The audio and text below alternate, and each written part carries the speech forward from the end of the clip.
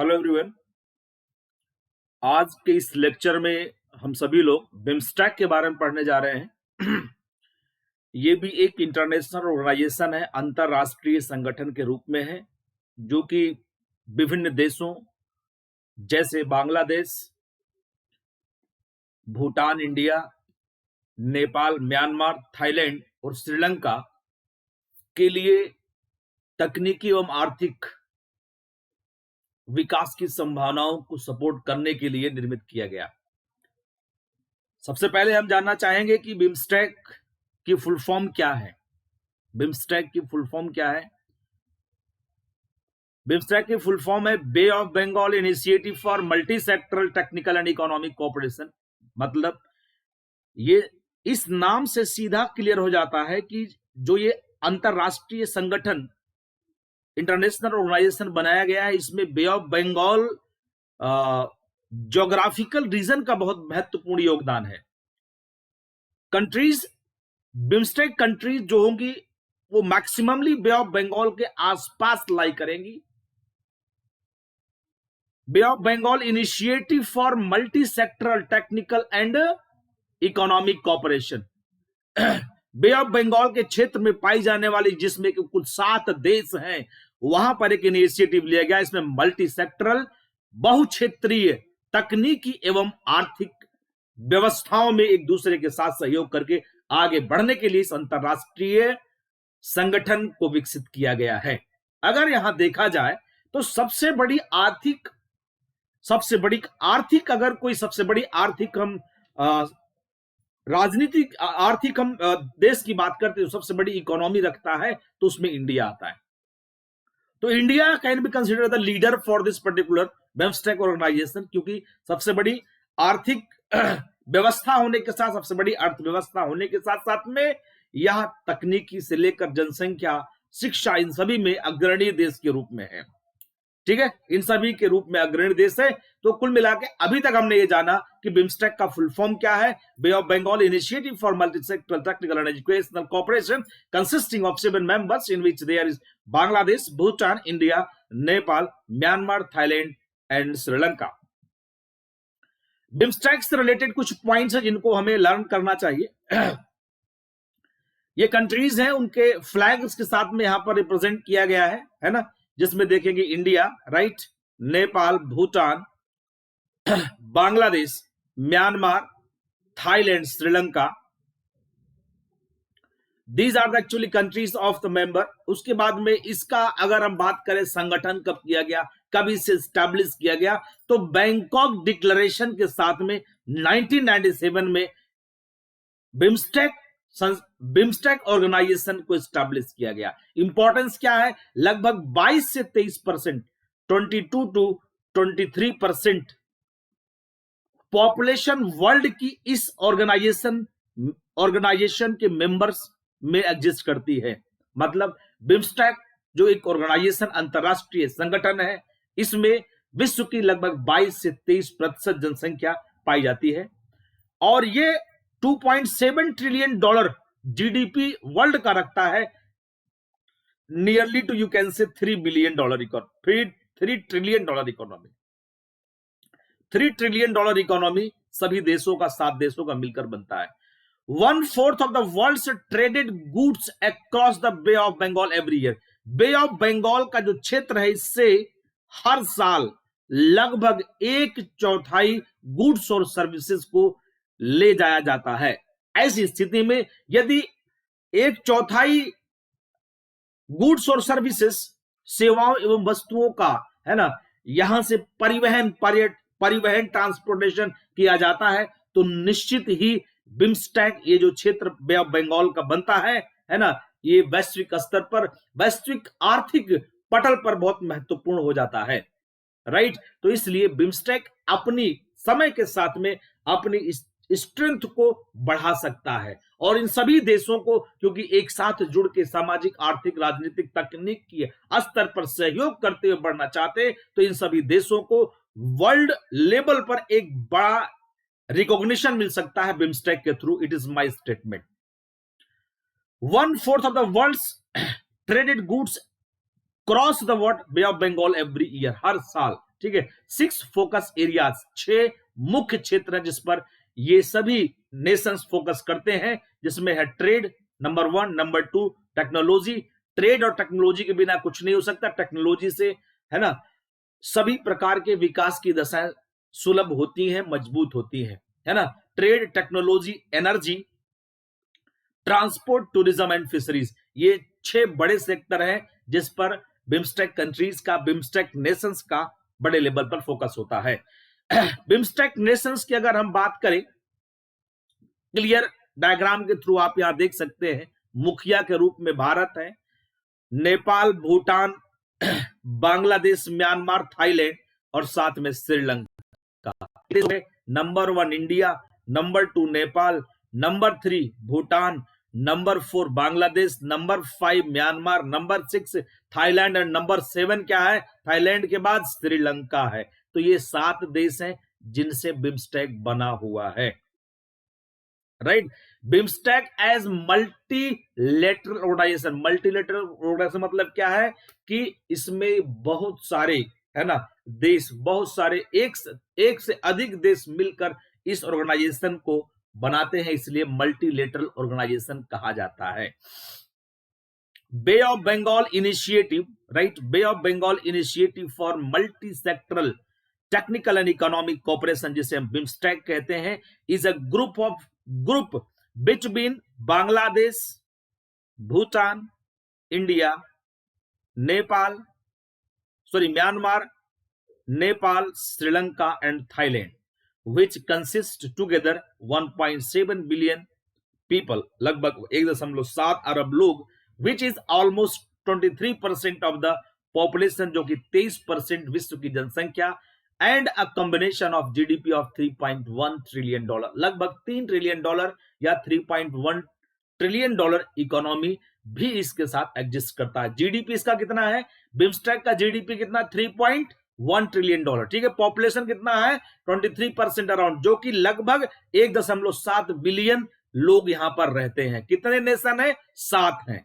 Full form क्या है, bay of Bengal initiative for multisectoral technical and economic cooperation, ठीक है। इसमें 7 देश हैं, इसमें 23% या 1.7 बिलियन जनसंख्या विश्व की ये शेयर करता है, और यह 3.1 ट्रिलियन डॉलर वर्ल्ड की जीडीपी को भी अपने साथ एग्जिस्ट करता है। तो आप समझ सकते हैं कि इसका कितना बड़ा योगदान वैश्विक अर्थव्यवस्था को भी आगे ले जाने के लिए हो सकता है, क्योंकि ये सभी डेवलपिंग कंट्रीज का ग्रुप है।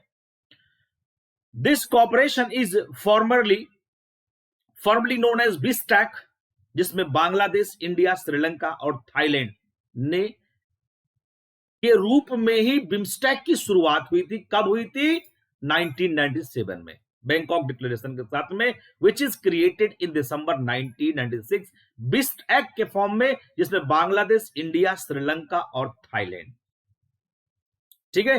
BIST, बिस्ट, है ना, Bangladesh, B stands for Bangladesh, right, I stands for India, S stands for Sri Lanka and T for Thailand. Last में इसको अल्टीमेटली इसको बिम्स्टेक का नाम दिया गया, क्योंकि जितनी सारी कंट्री जिसमें जुड़ती जाएंगी उसके हिसाब से एब्रिविएशन चेंज होने से ऑर्गेनाइजेशन का नाम थोड़ा सा उथल पुथल हो सकता है, इसलिए अल्टीमेटली उसको बिम्स्टेक ही कह दिया गया है। This organization was renamed as BIMSTEC after group expanded when Nepal, Bhutan were admitted in Feb 2004, 2004 में, मतलब 7 साल जब इसका ऑर्गेनाइजेशन का एस्टेब्लिशमेंट हुआ, उसके आफ्टर 7 इयर्स आफ्टर नेपाल और भूटान को इसमें ऐड किया गया, और उसमें उस समय बिस्टैक के अलावा इसका नाम बिम्स्टेक रखा गया। Instead of BISTEC the name converted as BIMSTEC. Main objectives की अगर हम बात करें, इस कोऑपरेशन का क्या हो सकता है ना, इस ऑर्गेनाइजेशन का, इंटरनेशनल ऑर्गेनाइजेशन का मेन ऑब्जेक्टिव क्या है। Main motto of this association is to encourage rapid economic development and encourage trade, tourism, agriculture, energy, infrastructure, support all others on the matter of common interest in social, technical, scientific field, maintain joint effort that are supportive and complementary to national development plan.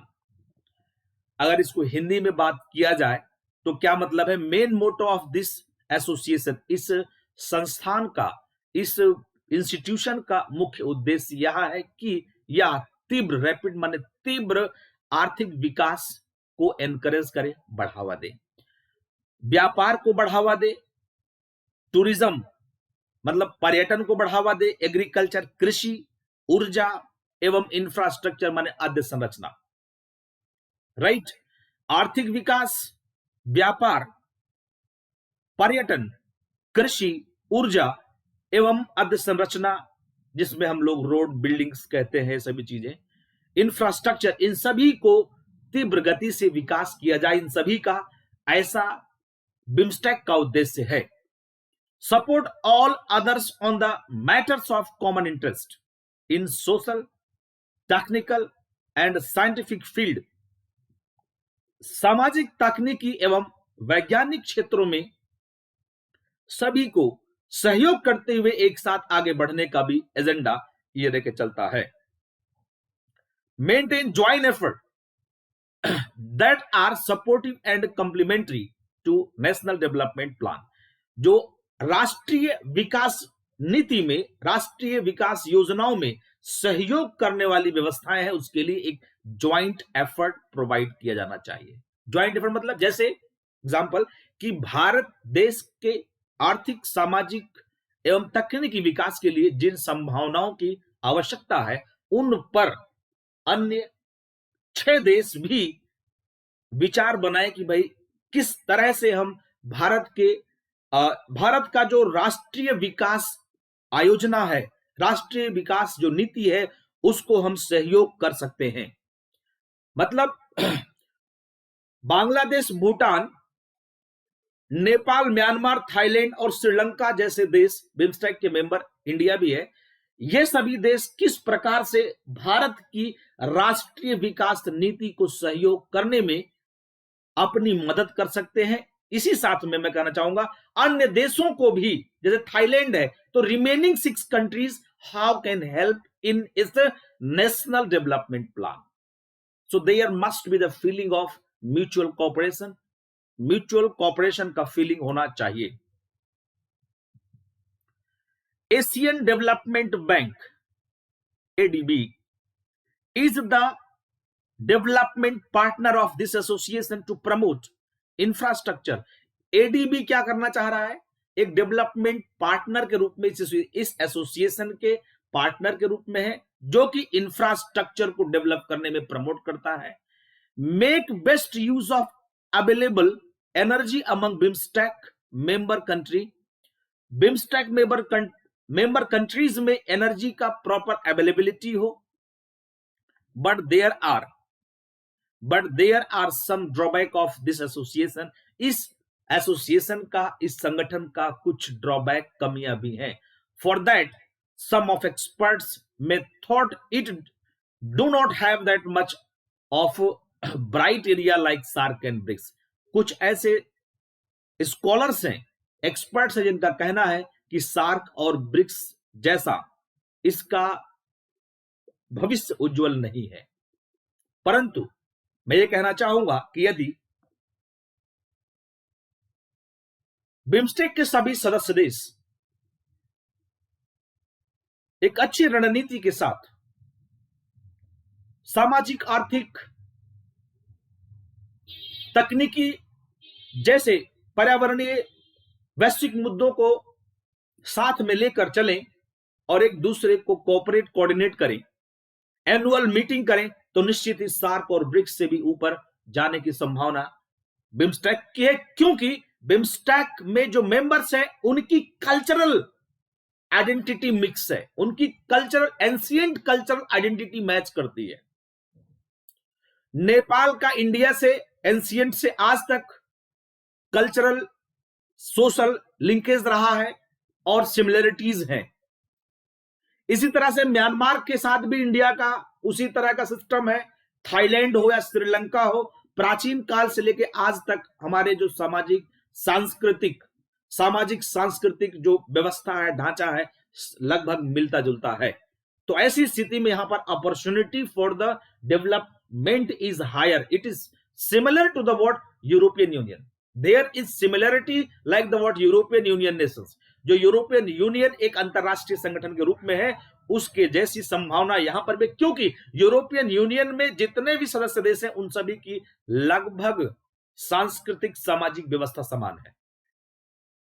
सांस्कृतिक सामाजिक व्यवस्था समान है। इसी तरह से सांस्कृतिक सामाजिक व्यवस्था समान हमारे बिम्स्टेक मेंबर्स की भी है, इसलिए इसमें opportunity according to me is much more.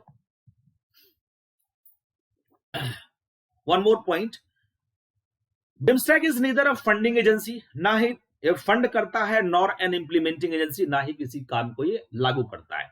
So its influence over implementation of project is limited. यही कारण है कि इसका इंप्लीमेंट करने के पॉइंट ऑफ व्यू से प्रभाव बहुत कम पाया जाता है। Area of interest among the members is different as the economic conditions among the members is different like India with other least developed countries.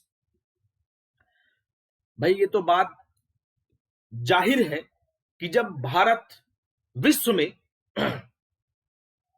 विश्व की सबसे बड़ी अर्थव्यवस्थाओं में से एक है, टॉप 5 में लाई करता है, और इसके बिम्स्टेक के अन्य सदस्य जो हैं उनकी आर्थिक स्थिति भारत के समान नहीं है, तो ऐसे में इंडिया और अन्य देशों का जो इंटरेस्ट ऑफ इकोनॉमिक डेवलपमेंट होगा, इंटरेस्ट ऑफ टेक्नोलॉजिकल डेवलपमेंट होगा, वो अलग होगा। भारत की जनसंख्या भी बहुत अधिक होने के कारण भारत को अपने आर्थिक सामाजिक विकास को, औद्योगिक विकास को तीव्र गति से करके रखना इसकी कंपल्सन है। लेकिन वहीं अगर हम म्यांमार की बात करते हैं तो म्यांमार की जनसंख्या बहुत कम होने के कारण, नेपाल की जनसंख्या बहुत कम होने के कारण वहां पर ना उस स्तर पर एम्प्लॉयमेंट की रिक्वायरमेंट है और ना ही वहां पर potentiality of development, because the country is located in the mountainous region. Potentiality of development भी नहीं है। ऐसी स्थिति में इन सभी देशों के interest can be varied, but ultimate goal is the similar. सबका गोल सिमिलर है कि सभी को सामाजिक आर्थिक विकास करना है, अपने नागरिकों को, अपने जो सिटीजन्स है देश के, सभी देश के सिटीजन्स को अपने क्या करना है, उनको सामाजिक आर्थिक न्याय प्रोवाइड करना है। लेकिन जितने भी देश हैं उन सभी का एक कॉमन पैटर्न डेवलपमेंट का हो, यह बात आवश्यक नहीं है, क्योंकि सभी की वर्तमान की बैकग्राउंड जो है, वर्तमान की जो आधारभूत व्यवस्था है वो अलग अलग है। So area of interest among the members is different as the economic condition among the members is different like India with other least developed countries। जो least developed countries है, जिसका स्टेटस बहुत कम है इंडिया के सामने, उन सभी का और भारत का है ना, जो इंटरेस्ट एरिया डेवलपमेंट का होगा वो थोड़ा सा अलग होगा, निश्चित सी बात है। लेकिन इसका मतलब ये नहीं है कि वो उनके आवश्यकताएं अलग अलग है। सभी इंसान है तो उन सभी की आवश्यकताएं अलग अलग है, और प्राचीन सांस्कृतिक सामाजिक हमारी जो लक्षण है वो भी एक जैसे हैं, मिलते जुलते हैं। Another drawback is the absence of China in BIMSTEC as the biggest economy is absence, this group is the bound to slow। अगर ऐसा होगा तो ऐसी स्थिति में क्या है, इकोनॉमी के स्लो रन करने की अवस्था। As like SAARC, this group is not on top priority of the countries. SAARC को जिस तरह से सार्क मेंबर्स अपनी प्रायोरिटी पर लेके चलते हैं कि हम इसको अपने अपने देश को बढ़ाएं, साथ में सार्क मेंबर्स को कोऑपरेट करें, उस तरह से बिम्स्टेक के बारे में बिम्स्टेक मेंबर्स नहीं सोचते हैं। एक इसका बहुत बड़ा अचीवमेंट है जिसको वर्ल्ड वाइड रिकॉग्नाइज किया गया है, BIMSTEC free trade framework agreement. Free trade agreement framework बनाया गया, फ्री ट्रेड फ्रेमवर्क के लिए एक एग्रीमेंट क्रिएट किया गया है। The main achievement of this group This group is BIMSTEC Free Trade Framework Agreement. It is in order to stimulate trade and investment in the parties and attract outsider to invest in the BIMSTEC at the higher level. Ultimately, I would like to say BIMSTEC Free Trade Framework Agreement is the kind of institution which is attracting the investment from the countries other than the member nations, right? Its negotiation area covers trade in goods and services. Its negotiation area covers trade in goods and services. Gooड्स और services दोनों में ही trade करने के लिए यहां पर negotiation किया गया है. Investment, economic cooperation as well as trade facilitation and also technical facilities for least developed countries in BIMSTEC. BIMSTEC में जो लीस्ट डेवलप्ड कंट्रीज हैं उनको ट्रेड टेक्निकल फैसिलिटीज प्रोवाइड करने के लिए यहां पर गुड्स और सर्विसेज के ट्रेड में, इन्वेस्टमेंट, इकोनॉमिक कोऑपरेशन, इन सभी चीजों को लेकर एक नेगोशिएशन मतलब समझौता किया गया है. Importance of BIMSTEC for India. India के लिए बिम्स्टेक की क्या जरूरत है, तो इस जरूरत इंपॉर्टेंस को समझने के लिए मैं आपसे कहना चाहूंगा कि मेरे साथ चलते हुए आप सभी देखें कि बिम्स्टेक के नेशंस और इंडिया के साथ में कैसे लोकल कंडीशंस है. लोकल कंडीशंस क्या है? देखो, ये म्यांमार है. म्यांमार का इंडिया के साथ इतना बॉर्डर यहां शेयर होता है. बांग्लादेश के साथ ये बॉर्डर शेयर हो रहा है. यदि बिम्स्टेक आगे बढ़ता है, बिम्स्टेक का जो थॉट है वो मेटेरियलाइज होकर बहुत स्ट्रॉन्ग अपॉर्चुनिटी यूरोपियन यूनियन जैसी बना लेते हैं ये, तो ऐसी स्थिति में हमें अपने north eastern states like Tripura, Manipur, Mizoram, जो ये स्टेट्स हैं, यहां पर हमें इनडायरेक्ट रूट की जगह पर डायरेक्ट रूट बांग्लादेश के साथ मिल जाएगा, तो हमारी इंटरकनेक्टिविटी बढ़ जाएगी. Point one.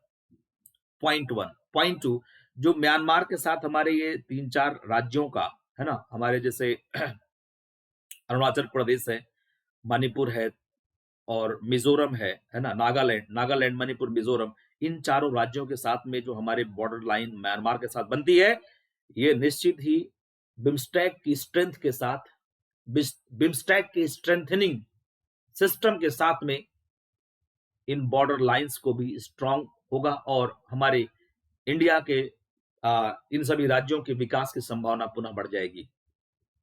उसके बाद जब हम अपनी सिग्निफिकेंस इंडियन ओशियंस में बात करते हैं, बे ऑफ बंगाल और अरेबियन सी में, तो उस टाइम पर बे ऑफ बंगाल के क्षेत्र में ये म्यांमार और थाईलैंड का भी थोड़ा सा डोमिनेशन है. दूसरी चीज देखना पड़ेगा कि जो इंडिया का Andaman Nicobar group of island है वो इंडिया के मेनलैंड से बहुत दूर है, उससे बहुत नजदीक म्यांमार है और थाईलैंड है.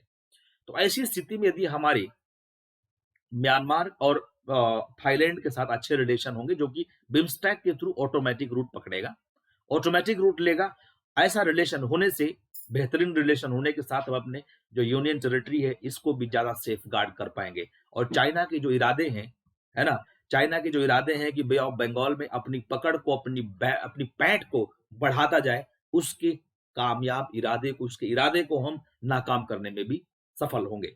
ठीक है, तो ज्योग्राफिकल लोकेशन देखने के साथ ये पता चलता है कि बिम्स्टेक इंडिया के लिए कितना इंपॉर्टेंट है ना. बिम्स्टेक इंडिया के लिए कितना इंपॉर्टेंट है, ज्योग्राफिकल लोकेशन के साथ ये बातें समझ में आ जाती हैं. Myanmar is very important for Indian economy as the country share 1643 kilometre border with the north eastern state of Manipur, Nagaland, Mizoram, Arunachal Pradesh.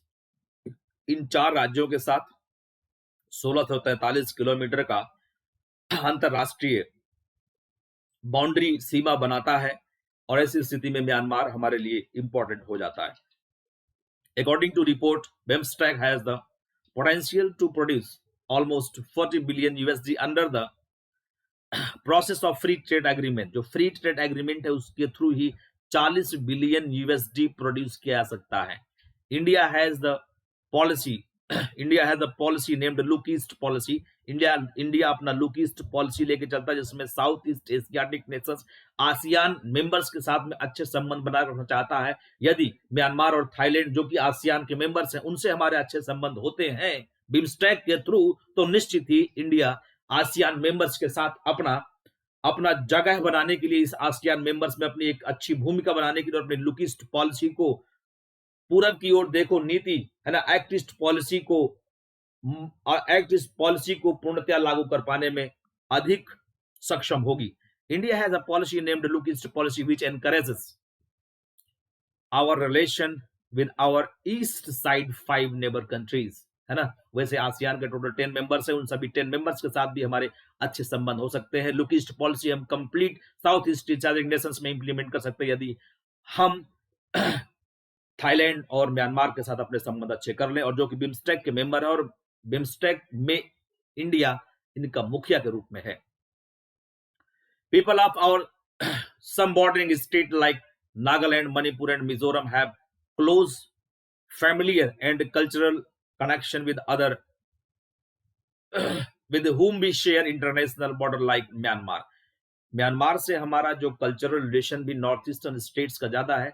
Despite of economic focus, BIMSTEC is also aim of integration, aim to integrate or aim of integration of the people who have some same cultural thought but stays in different countries. भाई हम सभी जानते हैं कि north eastern states जो India का है, north eastern states में इंडिया के मंगोलॉइड रेस के लोग हैं। मैं इसमें रेसिज्म नहीं करना चाह रहा हूं, लेकिन जो जिस रेस से बिलोंग करता है, जिस कल्चर से बिलोंग करता है, लेकिन वो अलग अलग देशों में है। यदि हमारे म्यांमार, भूटान और नेपाल से इंडिया के अच्छे संबंध होते हैं, और नो डाउट होंगे, अच्छे संबंध होंगे, तो ऐसी स्थिति में बिम्स्टेक उसका रास्ता होगा। तो ऐसी स्थिति में जो हमारे देश में उसी कल्चर से रहने वाले लोग हैं, उनका इंटीग्रेशन बहुत आसान हो जाएगा, और उनका सर्वाइवल, मेंटेनेंस, ग्रोथ, डेवलपमेंट सभी क्या होगा, बहुत अच्छा हो जाएगा। Lastly, we can say that it is a good opportunity for it to be benefited from Northeastern Asia से भी हम benefited होंगे, Northeastern Asian Economic Zone, and increase trading and create cultural relationship through. It has some minor drawbacks there. This cooperation has a good prospect in future, है ना। तो बेटा अभी तो जो संभावना ये है कि भाई इसके प्रोस्पेक्ट्स बहुत अच्छे नहीं है, क्योंकि 1997 में ये ऑर्गेनाइजेशन एस्टैब्लिश किया जाता है बैंकॉक डिक्लेरेशन के साथ में, लेकिन इसका जो फर्स्ट मीटिंग और चार्टर बनने की संभावना बनी वो 2020 में बनी। आप कह सकते हैं कि इसके इवोल्यूशन के 23 इयर्स आफ्टर डिसीजन लिया गया कि इसका हम मीटिंग करें, लेकिन आज भी इसका एनुअल मीटिंग सेटअप नहीं हो पाया। एनुअल मीटिंग इसका हो, आज भी ऐसा नहीं हो पाया है, तो इसका मतलब है कि इसको आगे डेवलप होने में इसमें बहुत बड़ा पोटेंशियल और जरूरतें, आवश्यकताएं अभी बाकी हैं। ठीक है, तो इंडिया के पॉइंट ऑफ व्यू से हम ये कह सकते हैं कि बिम्स्टेक ऑर्गेनाइजेशन एक महत्वपूर्ण ऑर्गेनाइजेशन है, क्योंकि साउथ ईस्ट एशियाटिक नेशंस में और उसके साथ ही नॉर्थ ईस्टर्न एशियाटिक नेशंस में हमारा अच्छा होल्डिंग होगा, हमारा अच्छा होल्ड बनेगा। ये सभी चीजें बिम्स्टेक के थ्रू इंडिया को मिलेगी, और इसलिए जितनी भी अंतरराष्ट्रीय ऑर्गेनाइजेशंस होती है वो सिर्फ एक देश नहीं, बहुत सारे देशों को सपोर्ट करने में उनकी भूमिका होती है।